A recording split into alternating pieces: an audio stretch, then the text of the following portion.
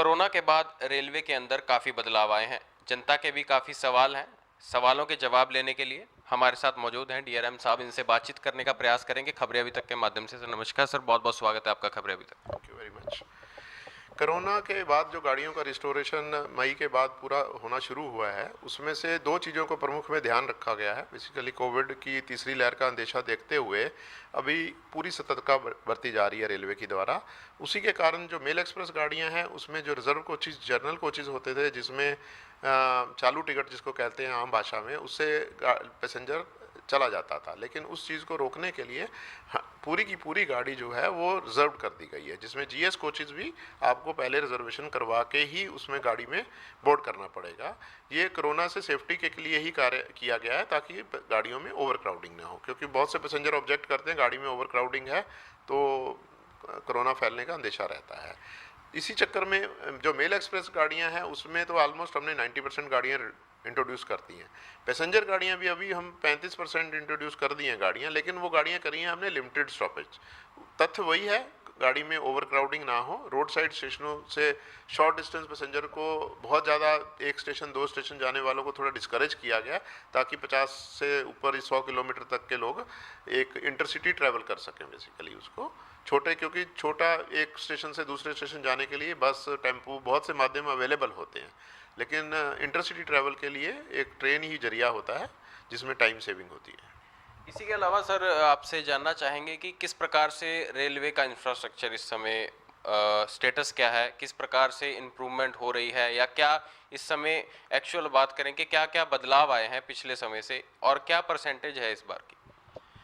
देखिए, अम्बाला डिवीज़न में जैसे अम्बाला कैंट स्टेशन है, हमारे पास सहारनपुर से लेकर अम्बाला होते हुए लुधियाना जम्मू तक मेन लाइन जाती है। कोरोना से पहले इसमें 350 पेयर गाड़ियों के चल रहे थे, अप एंड डाउन मिला के।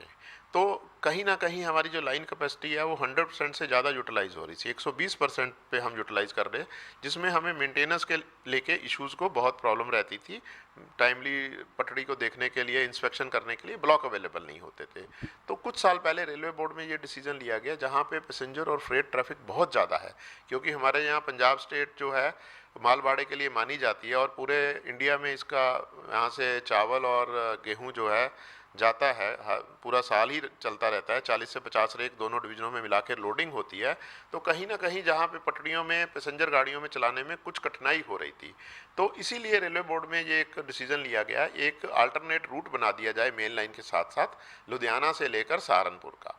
वो एक लाइन जो होगी सिर्फ मालगाड़ी ही चलेगी उसमें। तो वो काम जो है निरंतर 2800 करोड़ रुपए का प्रोजेक्ट है, बेसिकली टोटल मिला के।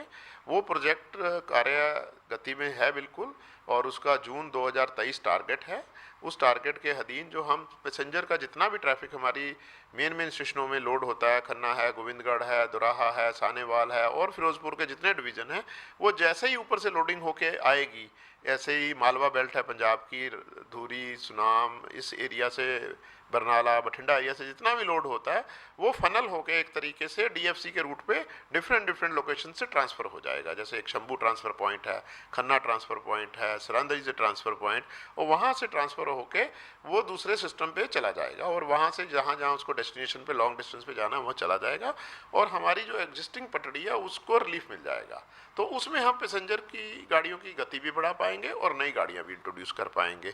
जैसे अभी आपने फिलहाल कोरोना के टाइम में गाड़ियाँ बहुत कम चल रही थी, तो हम लोगों ने ट्रैक मेंटेनेंस पे जोर देके और नई दिल्ली से लेकर लुधियाना तक का जो ट्रैक है 110 की जगह 130 पे फिट कर दिया।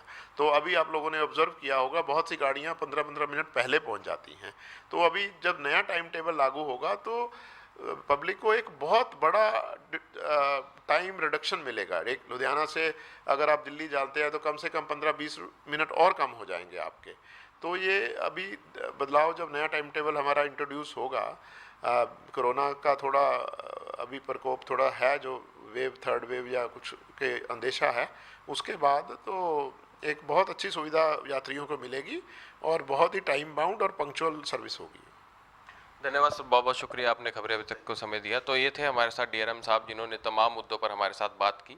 ऐसे में अम्बाला से खबरें अभी तक डिजिटल के लिए पंखिल वर्मा की रिपोर्ट।